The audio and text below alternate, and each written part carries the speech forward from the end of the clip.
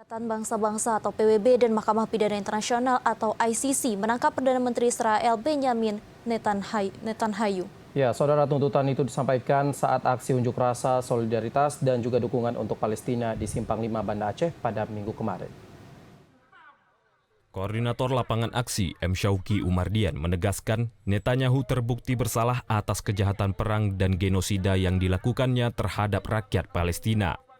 Selain menuntut penangkapan Benjamin Netanyahu, massa juga meminta pemerintah Indonesia dan seluruh negara di dunia memutus semua bentuk hubungan dengan Israel serta pendukungnya, terutama dukungan dari sisi ekonomi.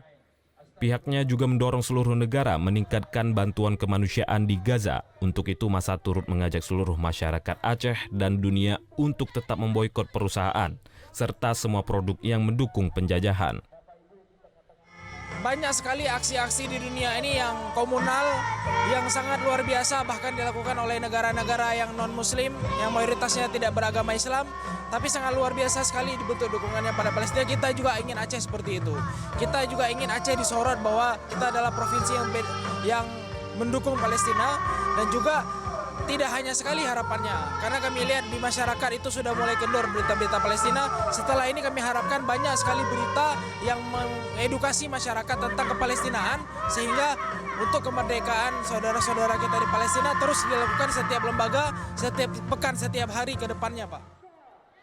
Pengunjuk rasa pun mengajak seluruh masjid, kampus, dayah, dan sekolah di Tanah Rencong maupun Indonesia untuk mengaktifkan edukasi tentang negeri para nabi tersebut, dengan tujuan agar generasi di Aceh dan Indonesia memahami tentang sejarah serta perjuangan Palestina terhadap tanahnya. Dari Banda Aceh, Teguh Ferry, TVRI Aceh melaporkan.